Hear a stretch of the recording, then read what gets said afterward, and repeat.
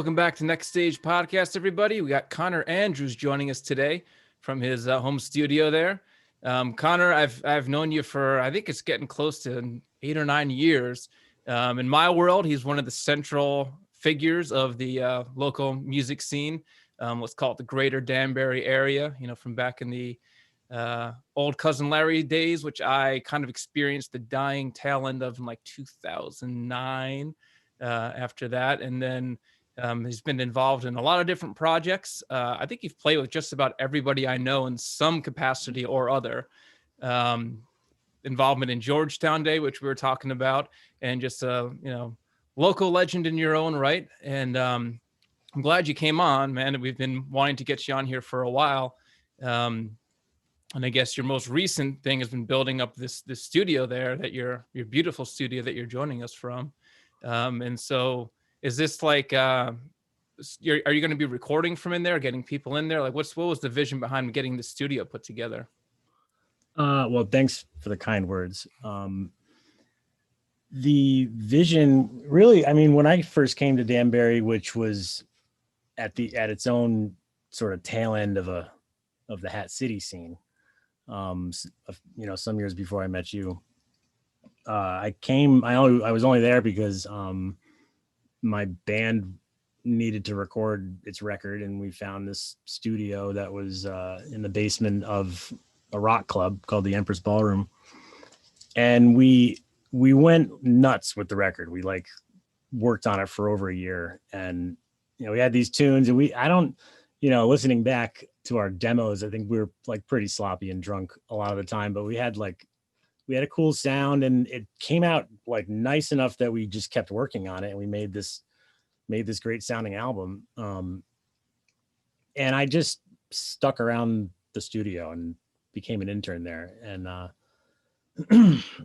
and through that experience, I, worked on stages and got into live sound and engineering and the scene. I came to Cousin Larry's because, we rented them one of the speakers that was on their stage. So I'd pop over there to get drinks in lieu of rent or, stuff like that. Make sure the gear was still there. Yeah. Well, yeah, just whatever. It was just some powered wedge that was sitting up for open mic. I didn't know anybody because we were coming from Newtown, Bethel. And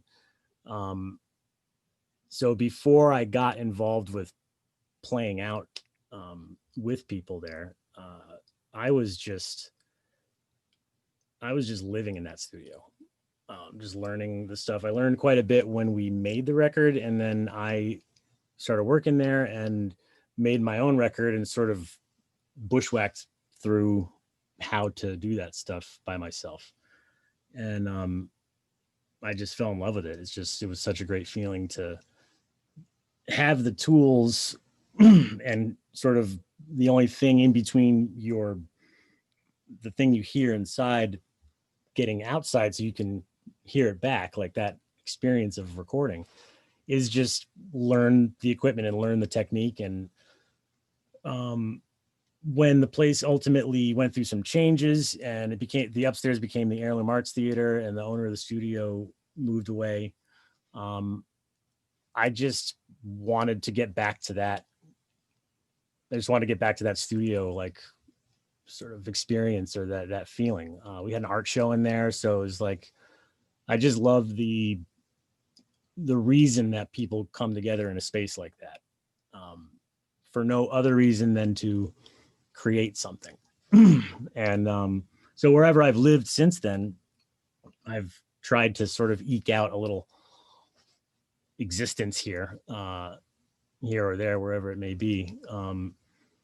And over the years, I managed to hang on to most of what I acquired. And I'm a steward of some folks' gear who, had a place to have it and then they had to move. And so there's stuff that flows through here that I repair and refurbish. And so, yeah, it's just what it really is I just want to be creative and record my own stuff. And I got so jaded at first being in a control room with headphones and channels and microphones and vocal booths, I had trouble like drafting my own stuff without all that set up. Mm-hmm. So not very prolific in that regard, but I've literally, since we started talking about doing this, it sort of brought some urgent cause to like reconnect with that artist self that's hiding in there somewhere. And so I sort of reconfigured this space in the last couple of days to be less like, how can I serve a client? Because, I haven't completely transitioned into that as a full-time source of income, and made it into a space where I can create my stuff. And so it's just, I just want to be creative. I like the feeling of a feeling or an idea translated into sound, captured, and then hearing it back. It's sort of a dreamlike rush that is addicting for sure. Yeah. So like about 10 years or 11 years ago, whatever that was, you got to like incubate in that environment. And like, it sounds like you just kind of fell in love with that. Like, this is where I want to exist. Yeah. And so wherever I've been trying to get back to that sort of quiet. It's like ironic that in a space whose purpose is only to make noise, the thing you seek more than anything is silence. Wow. You work hard. I this space here was pretty raw. It wasn't a dirt floor, but there was a plywood floor, and it was the guy's wood shop, and so the walls were all exposed and yucky, and so I sort of put layers up and put a little bit of 2x4 wall there and carved out a little vocal booth, and it's quiet. I learned a few tricks about soundproofing and acoustics and stuff like that. And definitely the closest I've ever gotten to something that would work for me. I was just spoiled. It's like, I was just there in a professional studio making my demo. And I was like, yep, that's how it has to be all the time. So when you're building this space, like how much of it did you like have an idea and know what you're doing? Or is it like kind of trial and error where you test out where you want, walls to be placed, what materials you use? Were you like taking information you already knew about? Well, I looked at those, like right over there behind that wall is a giant rock. And the shape of the floor sort of goes around that rock. And if you look at I drew the floor plan, and if you look at it overhead, there's a lot of different ways it could have worked, and none of it required too much actual construction. So it was just a matter of researching and calculating, and how does my equipment behave? What do I know about my equipment and how it sounds and how far away I can be, and trying to obsess less about stuff that doesn't matter at that stage. That's my problem, is I overthink certain things before I even get to that stage. So it was sort of an exercise in taking the time to put little rubber shims in between any of the new framing in the house, so that if the dog or the kid is running around upstairs, it doesn't like boom down into the room. I didn't know how effective that would be. It's like something you read about, but I mean, it seems pretty effective. Like I was actually impressed with myself how quiet it actually is in there. So it's just research, just reading. So there's a combination when you're building a studio of like the gear that you have, and then how that has to sit in a space, and then the space you're given and how you can kind of conform it to that. Is that really the puzzle? And what am I going to use the space for? And all sorts of other overthinking. I mean, at the end of the day,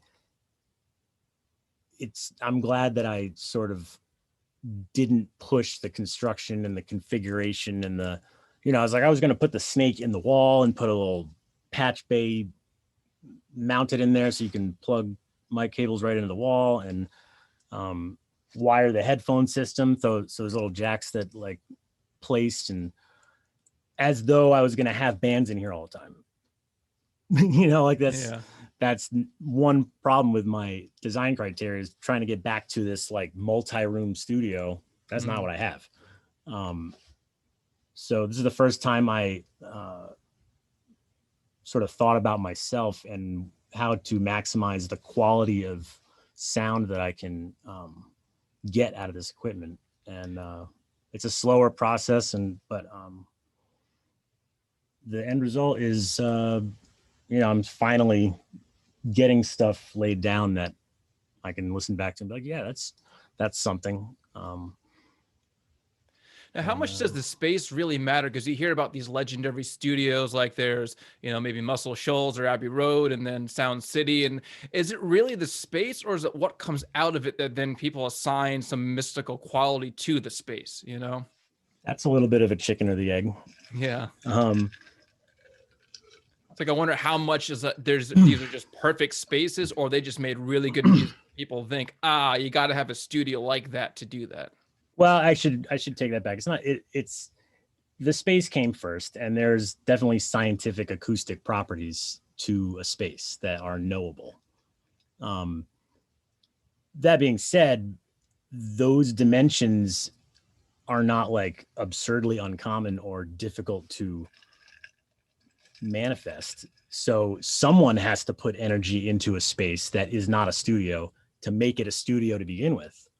And that's energy in itself. So a special kind of person with the right kind of dream and the right kind of aptitude and team and all that stuff will put his or her energy into a space, and then stuff will start to come out of it. And yeah, I mean, it's magic. It's like an old, I used to work at the Music Guild in Danbury for a few years. I lived up on the 3rd floor and had a studio on the 2nd floor, and learned a lot of weird old bits of wisdom from Russ, the guy that owns it. One of which was like, I'm fixing violins a lot. And as a somewhat lay person when it comes to the violin world, even though my mom's a violinist, but why are these old violins so expensive? I mean, what's a violin for $100,000? Like what is it?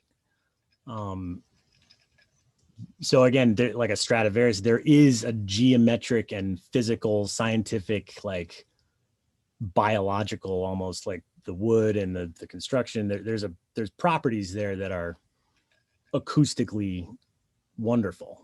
Yeah, isn't it something about the way the trees grew are like really dense in a certain? It's all that stuff, and the way it's all connected, all that stuff. But in addition, decades and decades of music happening inside that little box. Music is sound, which is vibrating air. So the air inside the violin is like massaging the wood. Right. So like, the stuff that's happening in that little encapsulated piece of reality is harmonious and beautiful, and like in keeping with,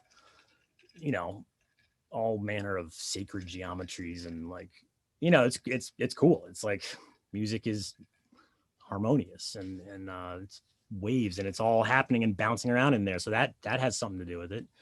Like the wood sweetens after so many years of being massaged from the inside. The sound vibrations actually, like they must have some kind of impact. They must have some kind of, all right. Yeah. It's like, I don't know what that quality is, but it's got to be something.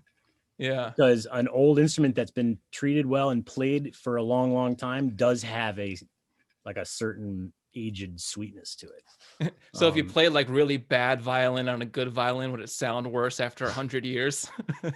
Yeah, I mean, there's plenty of other adages. It starts in the fingers, or actually starts in the head. Like Barney Kessel had a good one about like, because there's, the amp or the guitar or the strings I'm using or the way I'm holding the pick, or like it's your fingers, man. And Barney Kessel takes it. He's like, no, it starts in your head, because you got to want to play something that's worth hearing. Yeah.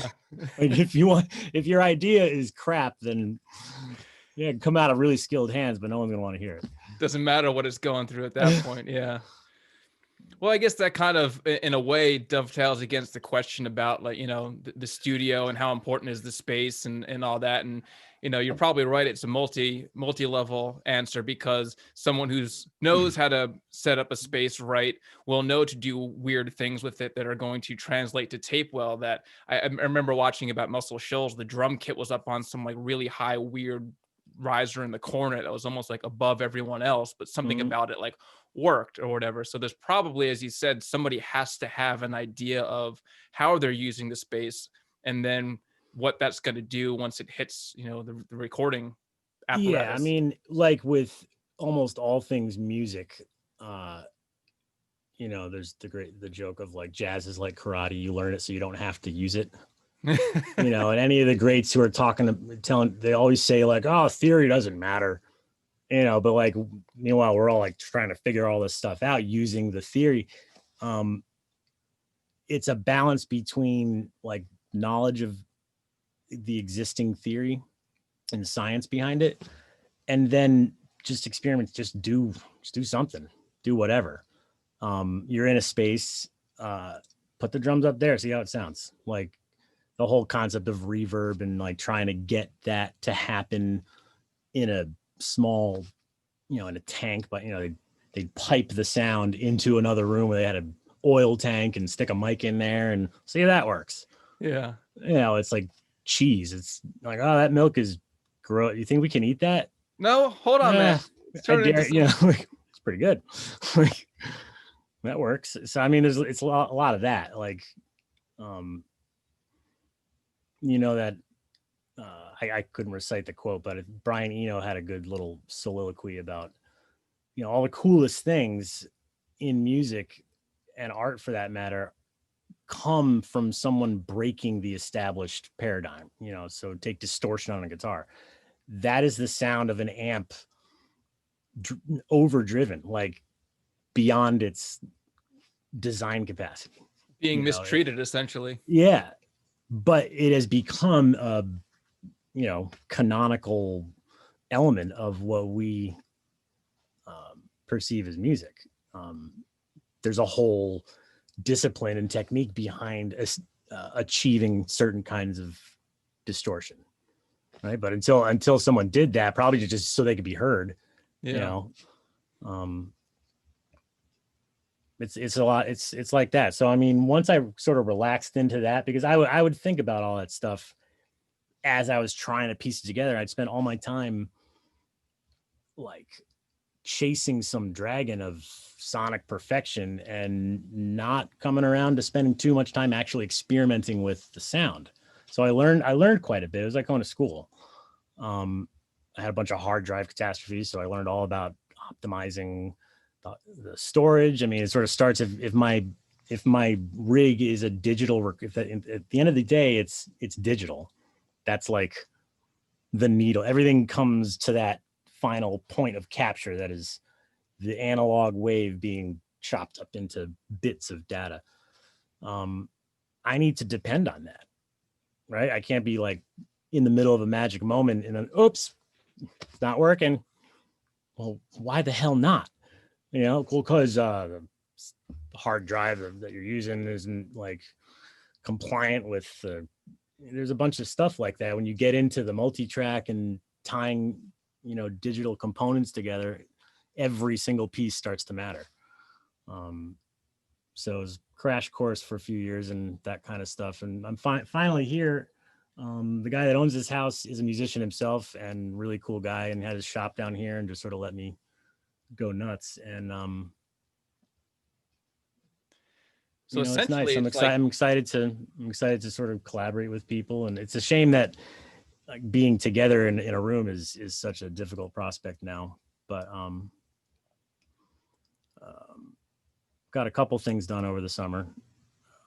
Made a music video and working on some material with Barry Seroff from Accidental Villain. nice. And you are a musician songwriter in your own right. You have the album Strange Eons, which is up and available. Is that on all? I know it's on. I have the physical copy actually. I have the CD, but is it up Oh, for good. people to check out, or can people order that, or where can people find that? I put it out on all the streaming Yeah. places, so it's under my name. I had a lot. I've never been able to sort of land on what the moniker is for that music. When I first came on, I was all absorbed in some alter ego, like weird, like I don't mythological. I was sort of trying to tap into all this like Milton and Blake and connect romantic poetry with Jim Morrison and like Nick Drake and prog rock and alt That's rock. exactly what it sounds like. And I was going to say, this is more of a poetry album than anything in a lot of ways. Well, that's it. Like the material comes from poetry. Yeah. So it's not lyrics. There's no hooks ever. It's sort of, I write words and I have these musical ideas and sometimes they meet up. So yeah, it's out there. It's under my name. Bandcamp too would be the way that you could support it. I want to try to re-release it because the songs date, some of the guitar tracks, one of the guitar tracks, or more than one actually, date all the way back to that studio in Danbury. So oh, wow. 2006.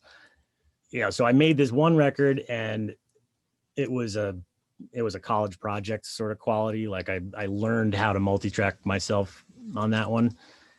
And I got right to work on the second one. And I wanted to have musicians on it. So like, all right, I'm in the studio, I'll ask some people. But I didn't know anybody. I was like 19 and the music is difficult and I had no money and I didn't know about the music. I'm coming from like a marching band, like orchestral kind of place. And so, or punk rock, but certainly not like, I'm not coming from a scene where like I know players who can execute this stuff and want to do it. And so I had a couple guys give it a whack and, it's work. It was work for something that like you got no bass player. So I sort of figured out I had to go out there and meet some people and pay some dues and bang around. So the couple tunes I'd started got shelved and I went off and been rocking out ever since. And I finally got back to it in 2016, 2017 and chipped away at it and got it done. I got to a point where I was like, I can't work on this anymore. But it came together as like a nice piece of work. And,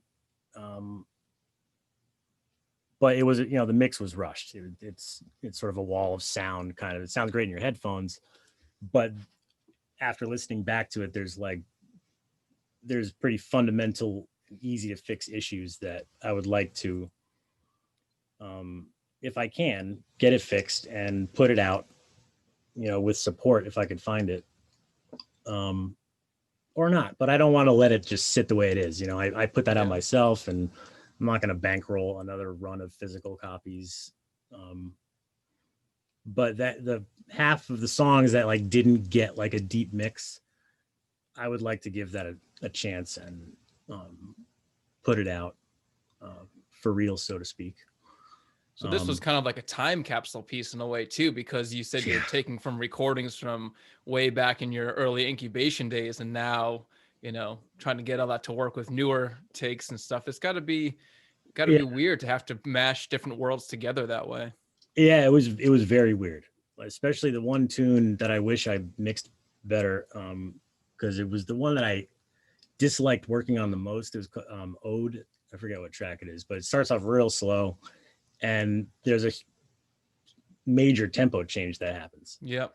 And, that's I played that through like a Line 6 Spider, built-in effects on, I don't know what guitar it was. Yeah, it wasn't my stuff. I didn't have any stuff. I was like a drummer and a studio intern. I didn't own a nice guitar. I had the tremolo setting on and I liked it, but it's buzzy. But I couldn't ever, and I did the vocals there at that time too, and they worked together. And I could never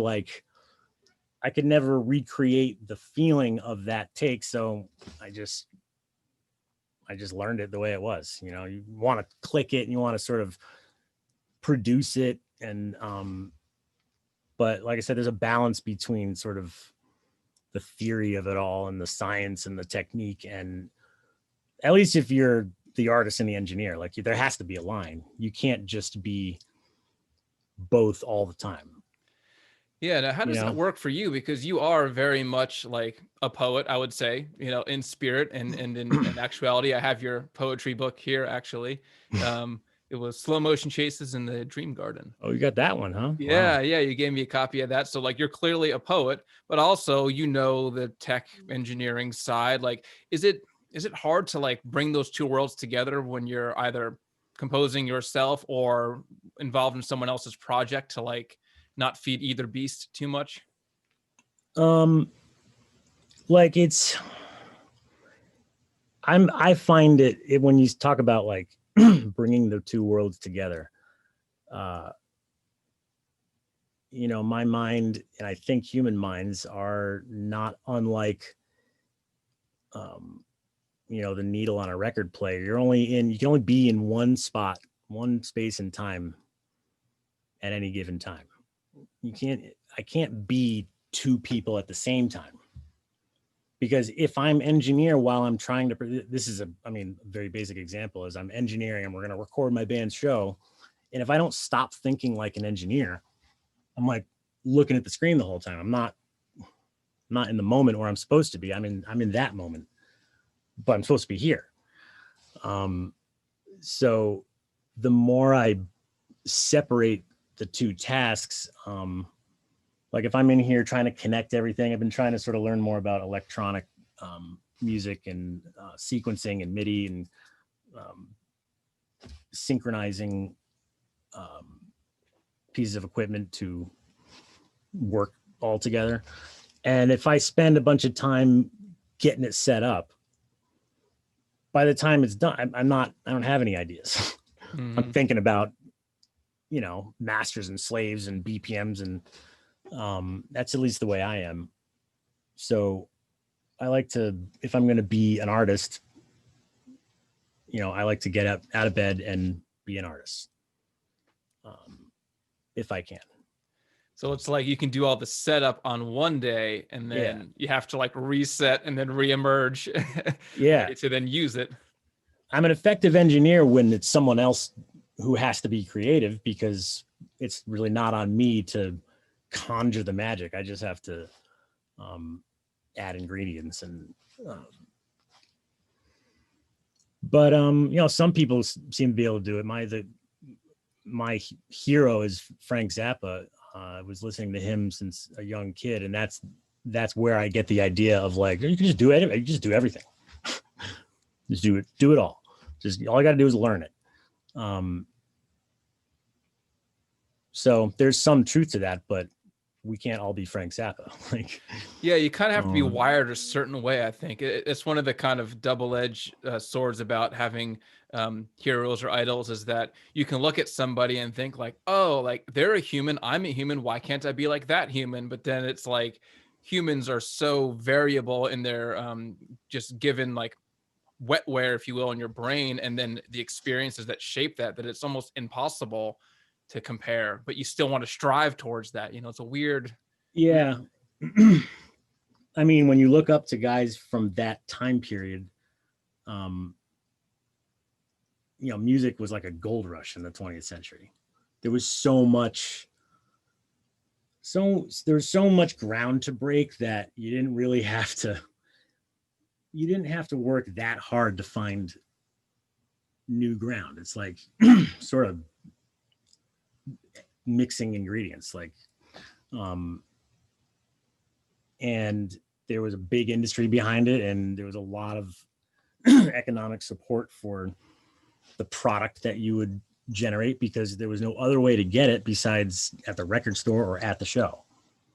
So now we're in 2020, and even coming up in the late 90s, like music became very cheap,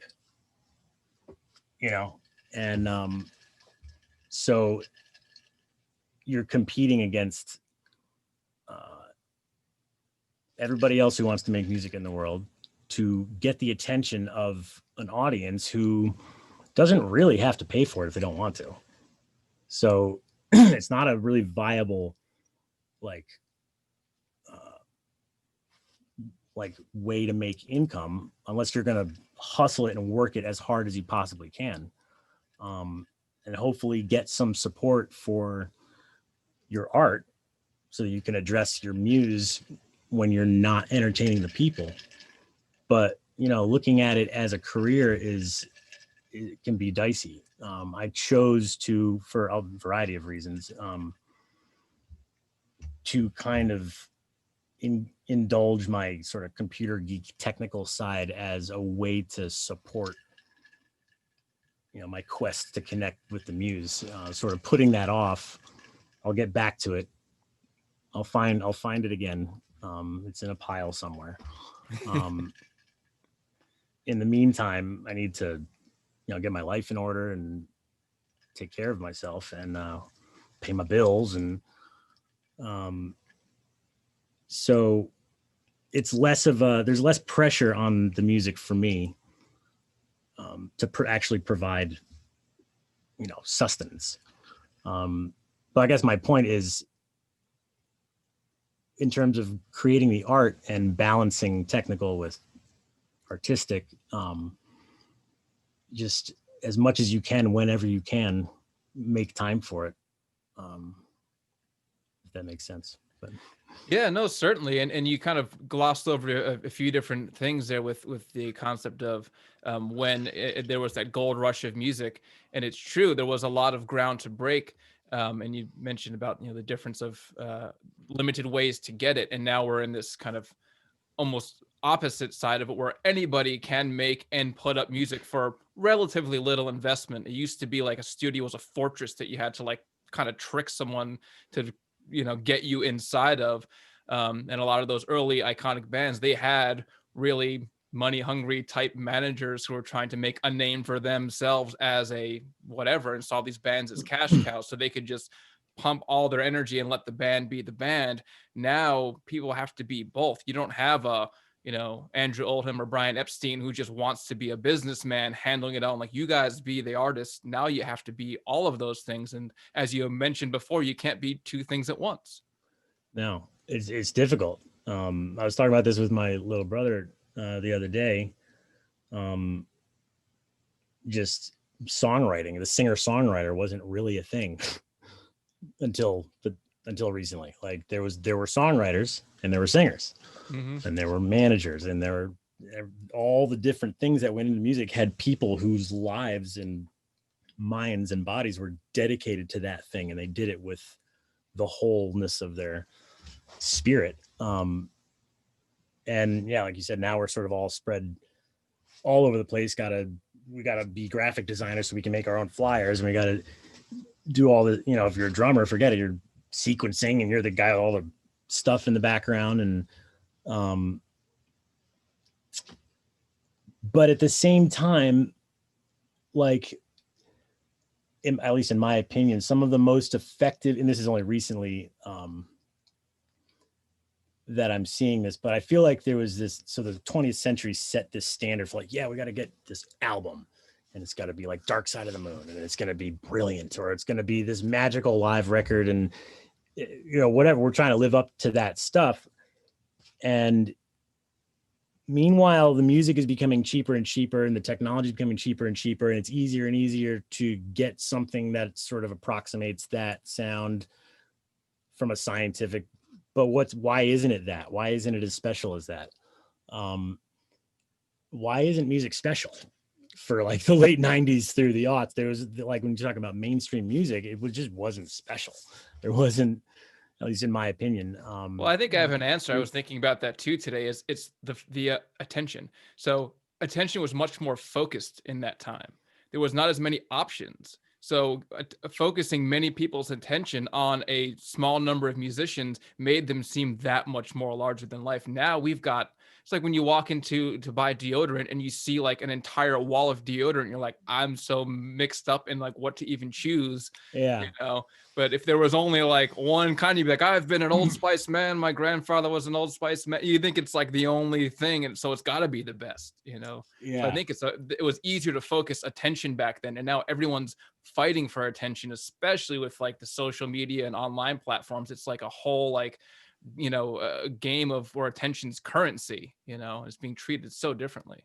Yeah. And like in that context, I feel like the most effective music and content comes from people who aren't chasing some dragon of like a perceived standard of quality or trying to live up to some thing, and just the ones who are just authentic in themselves and clearly work hard in a specific direction to be true to how they want to project.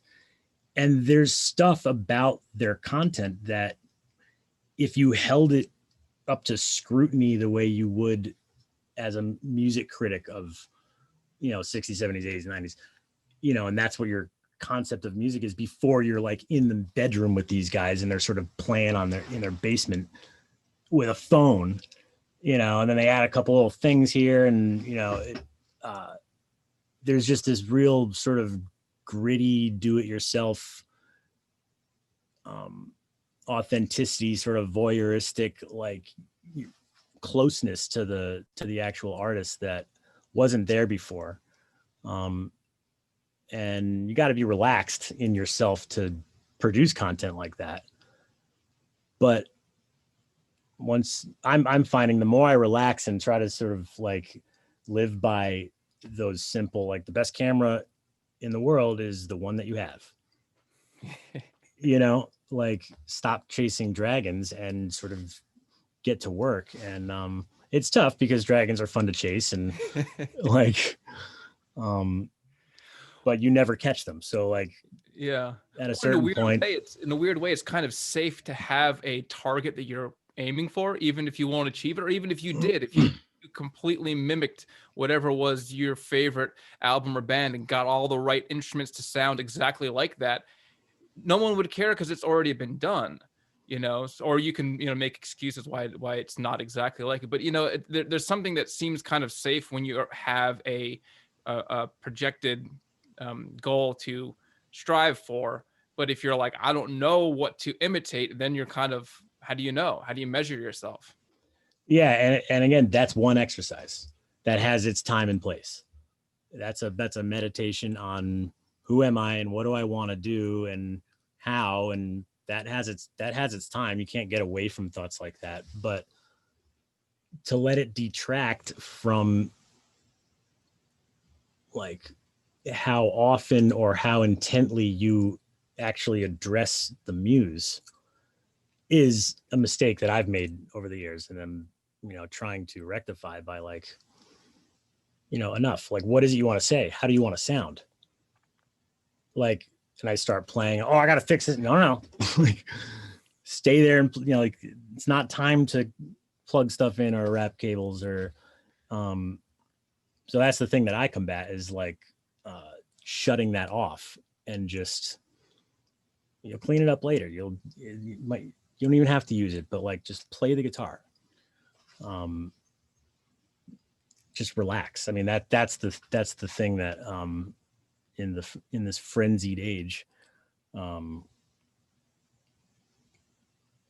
I'm thankful for the little bit of silver lining with the situation the pandemic has created, where we're home more. I'm lucky to have the resources to work from home a lot of the time, and so there's more time to do with what you choose. And the older I get, watching my kid grow up, it like time really starts to like, whoa, come into perspective. And it's like, got to practice, got to get back to, so I set my drums were like set up here at first. And when I first resolved to like, all right, I'm not going to mic anything. I'm not going to try. I'm just going to play along to, some stuff that I know how to play. and I jumped right off and got into like the Mahavishnu stuff, which I know really well, but it's fast and difficult, and it's a workout. And so I give it my all, and I'm playing, and I look down, and I have giant blisters on my fingers, like I hadn't gotten since middle school. I was like, whoa, forgot about those. I didn't play a lot of gigs. I was out there on the weekends for the most part, but it was enough that like my hands were in shape. That was an indicator, like, wow, some time has gone by, because my thumb doesn't remember what it's like to be on the drumstick anymore. Yeah, and another way, I was thinking about it. There is a kind of rebirth that can happen now as musicians, because you probably can experience this. But when you're first starting and you're playing an instrument and you want to get out and play, like you don't have any gigs yet. You got to get good enough to get a gig, and you got to find a band. And once you click into that level of like playing shows, playing gigs, that suddenly becomes the thing you're doing. And now it's like all this, all your energy goes towards playing and rehearsing for gigs. But now we've that whole thing's been taken off the table, where, live gigs are far and few between, and really only for the people who genuinely need to get paid for music should be the ones getting them, but now we're all back into that, like we don't have any gigs to play. So you're restarting that like discovery process, to where the excitement and the desire is there, but because you can't, you're forced to then do something different.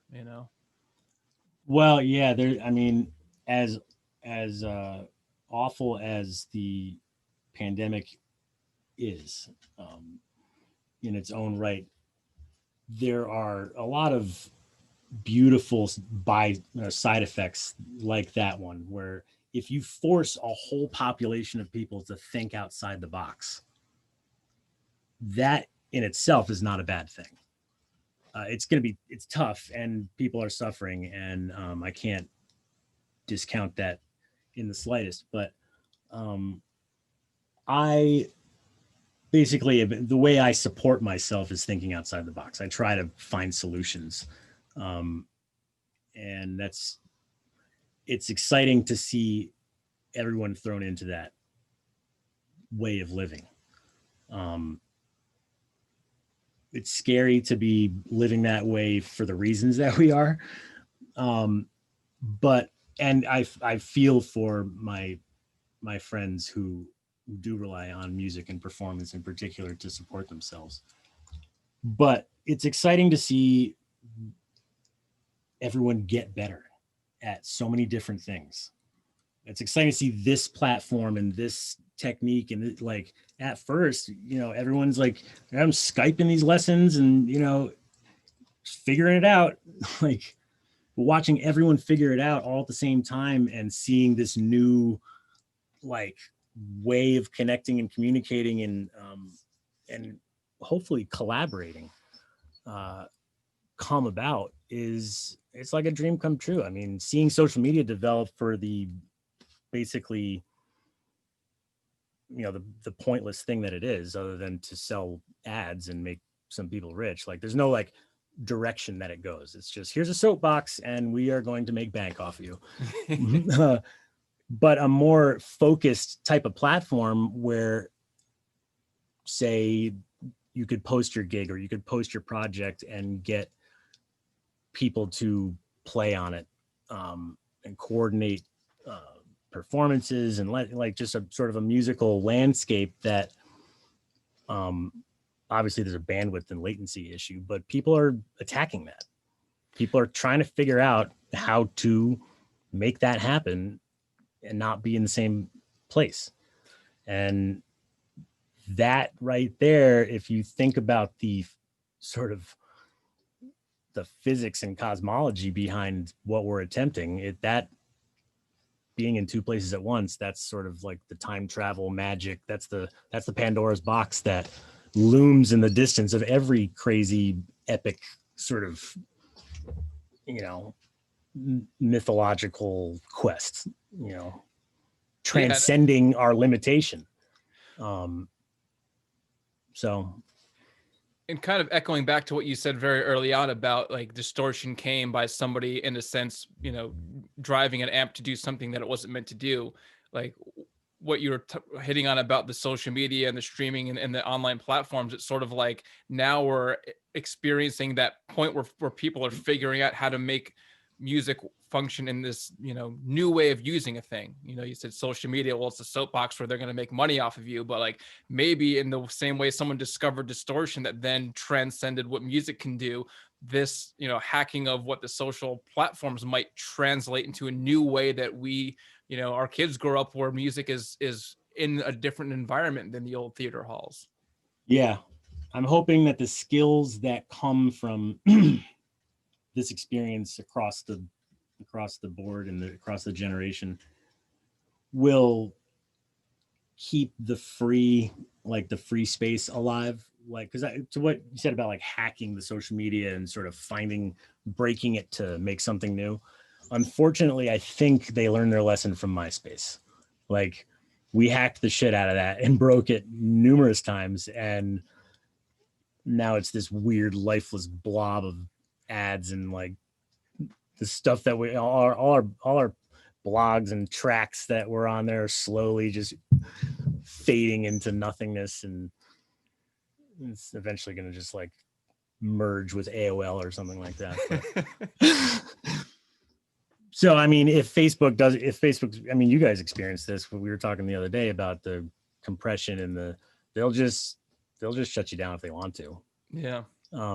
But the skills that you put together along with all of us who are trying to make this work don't go away.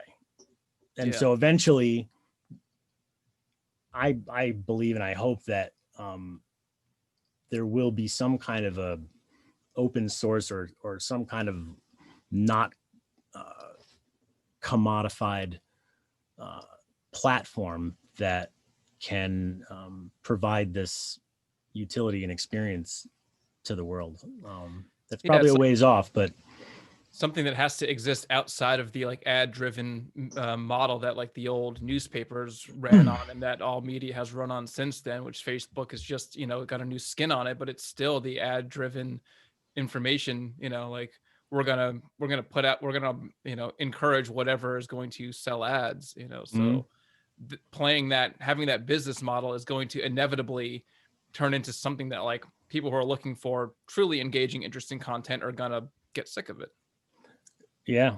It comes down to whose bandwidth are we using, whose tools are we using, and who's going to be the nicest to us if we don't have millions of dollars. Like that's what we'll find out. And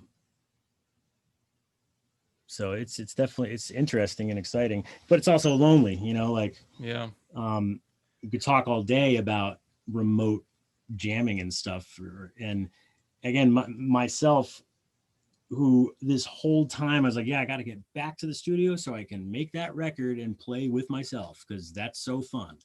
Like, it's really not that fun now that I've played with people. You know, I want someone here. I don't have all the right ideas. I'm not a bass player. I need someone who can take what I have and put themselves into it. And there's no substitute for that. So it's definitely weird. Yeah, I don't think we're ever gonna get away from that entirely and replace it. But maybe in this meantime, we can figure out maybe there might be a new distribution model or a way that the music business can work that better suits the artists, you know, getting that access to the audience as opposed to the old apparatus of how everything used to work. You know, maybe we'll reemerge with some new, you know, channels of access, but then, you know, combining that with the live, you got to play it live. You got to be around people, and people have to be there. So it might open a new door of distribution somehow. Or I hope so, and I think it will. I mean, there's enough people out there. Yeah, there's enough people out there that like, I almost feel like the only original thoughts that I can generate are when I'm actually writing poetry, and even then, I have to be really intent on addressing the specific. It has to come from my dream. The only place that I can actually trust that I'm in an original sort of creative space is if the source material is my subconscious. It's sort of almost random yet human biological way that it mashes and sums up whatever is bubbling around in there. But I can't be thinking about it. It has to be that sort of random magic thing that only happens in here. And I got to translate that into a articulation. Because if it's not that, then it's like, okay, who had this idea? Who had this problem? Because I'll find them right now. Like, how many people do you think are doing this very thing at this moment? I have that thought all the time. And the answer is probably a lot. You know? So because of that, it's sort of one of those funny thoughts that I have all the time. Like, you get yourself into a weird situation. It's like, yep, there's probably, I don't know how many 100,000 people that are doing this very thing right now. You know, if I'm like around the back of the cabinet, like trying to, all right, what club am I in right now? How many people on the world right now are like trying to blindly plug something in? I have that thought all the time. And because that's probably true, there's probably a lot of people that are sharing this experience right now, talking about this stuff on some podcast. There's got to be someone that will turn into multiple people, that will turn to contingency, that will turn into a community that will build that thing that we're talking about. Yeah, like the inertia itself, like yearns to be manifested, and yeah, it's only a matter of time. It's just do the math. Like, we're not rocket scientists. We came up with this idea. Yeah. So there's got to be other people, you know, right. They'll get together. So that's where I find the hope is, like, the tools are there right now. I mean, we're not, presumably not in like the Matrix or a situation like that. And what do we do with the time in between? What do we do until then? I suppose that's all there is to do sometimes. Just breathe. Yeah. So you've been building out the studio here. I mean, it looks great, man. It's a really cool looking space. And I'm sensing a lot of good things will be coming out of there. You know, like you said, kind of what to do with the time. You're investing in that connection to what you fell in love with all those years ago in a studio, and realized that, like, it's an important thing, you know, to have in your life, and then to offer to other people. You know, if someone's coming in to work with you, like, all of what you've been talking about paints a very clear picture of, you know, who you are and what it would be like to work with you. So it's really good to know that you're, you know, investing and opening an opportunity for other people to tap into that same experience that you loved so much. Yeah, well, I appreciate you saying that. I'm trying to, because it's not like my job, it's not my day job. I really want to think of it as a way to help people, and less as like, it is a business. I went and sort of formed a business that I could sort of capture all my stuff under one umbrella and sort of feed the music with the tech support stuff and just be me. So there is a business component to it, but my philosophy, even behind the tech support, is to like help people, not sell stuff. I'm trying to adhere to that sort of philosophy that we were talking about, of like, there's a free world out there where people help and build with each other to maximize the potential of their isness, and isness over business. Yeah. And just doing that, in trying to do that in everything that I do, is, you know, in a weird way, it's working. Like, I was kind of concerned and freaked out and lonely and weirded out about, like, all right, I'm doing all this work, like, but I'm all the way up in New York. Like, anybody even going to come up here? Like, yeah. Do people even remember who I am? Like, I haven't played a gig in months. Like, I didn't really release the record properly. I'm not like, but just the more I approached the concept in my own head as a way to help an artist get it. I love making demos. Like, when I was thinking about this the other day, like, it would be great to make enough money to support my family by being in a beautiful legendary, that would be awesome.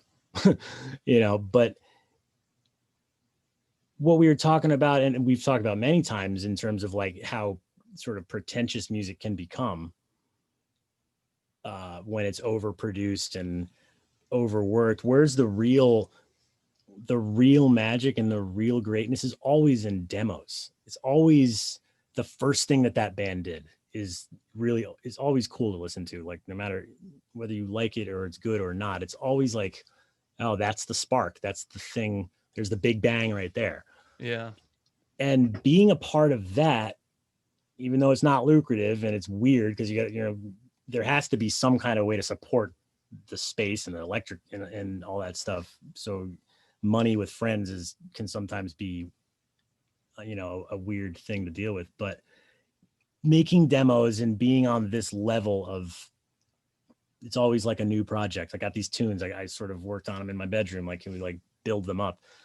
There's a fundamental pizzazz to that process at that stage that I don't think I'll ever get tired of, because it's the moment where you hear and you can see it, where this idea in the artist's head has now blossomed into, or this energy that they had in the jam spot is now coming back to them. It's like, whoa, yeah.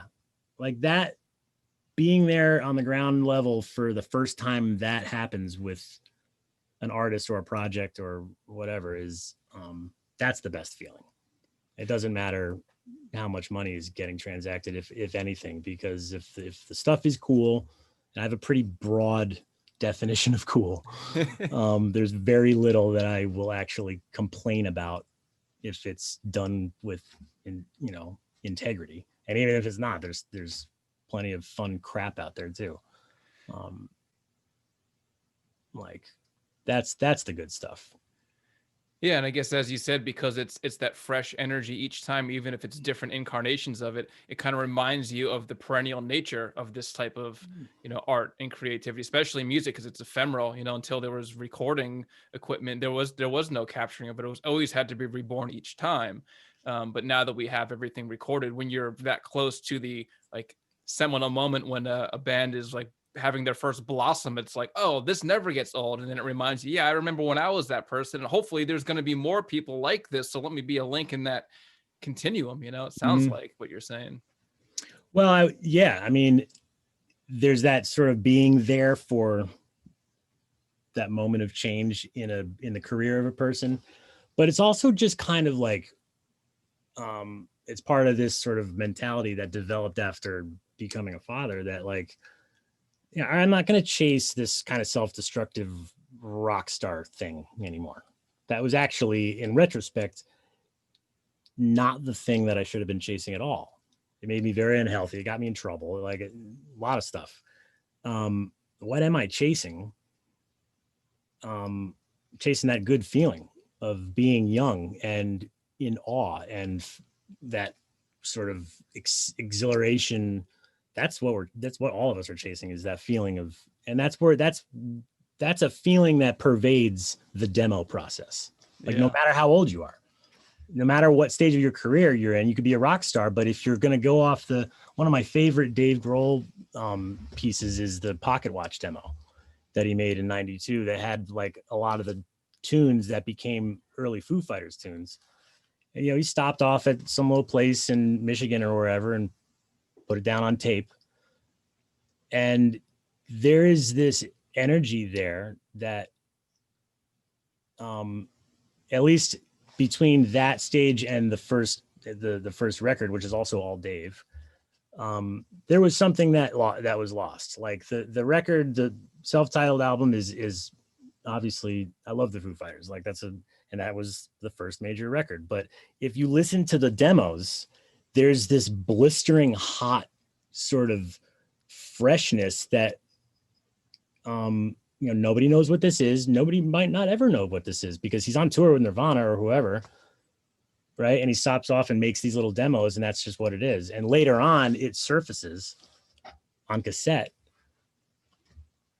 Like, being there for that type of thing is the really fun stuff. Yeah. As great as it would be to make a legendary record, like, it never, ever, ever gets old to sort of be in that place with someone whose new idea is for the first time you know, so that's in terms of the studio stuff, that's as high as I'm setting my sights for now. And if it grows beyond that, then great. And that's a much more relaxed way. It's a more gentlemanly way to go about things. That's awesome, man. I think it's more realistic too. You know, you set too high expectations, you get disappointment. But if you're like, if this happens, I'll be happy. It's like, well, that's definitely gonna happen. So it's like, yeah, it's a really cool approach, man. It's easy. I mean, that sort of approach works with a lot of things. I just got to learn how to get it going on with my own art and not sort of obsess over. But looking at it like that as my own thing, that it will reach people. I mean, the technology is the platform. You can make a thing and release it. Like, yeah.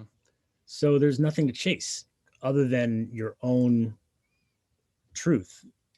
And that's not work. That's just calming down and breathing about it and practicing, and which is incidentally a strangely hard thing to do. Like, it's easier to sort of run around and work and be busy and tweak stuff and chase a tone. And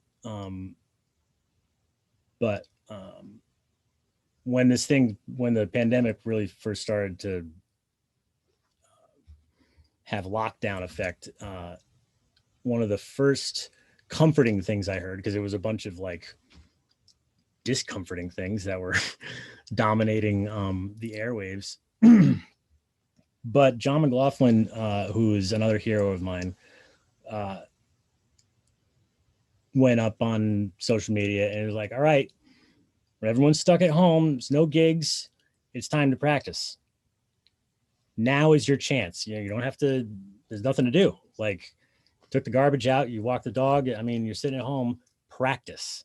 And then he started putting out videos like every week of like little exercises, and that kind of like snapped me out of the, what are we going to do with this time? That is a stupid question for a musician to ask. If you really think about it, like, practice, dude. Yeah, man. So I'm just trying to, like, you know, you said be realistic. I mean, I make demos. I like making demos. I like playing rock and roll. I like making weird sounds. I like, but I also like to be able to execute sort of more sophisticated things too. And I got to practice like I did back then when I was first doing it, when it was the most fun. Yeah. I just want to be that person, you know? So that's what I'm trying to do.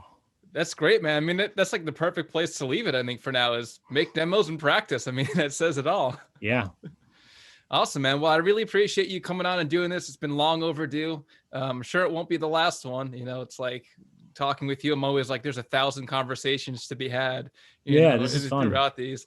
But yeah, thanks again for coming on here. And, you know, we'll definitely do this again. And I'm looking forward to what comes out of the studio. And, I don't know if you have any final words of wisdom for people aside from practice and make demos, but no, that's pretty cool. I like that.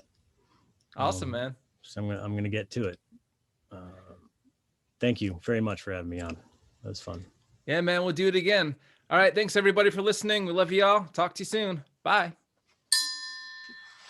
Ding.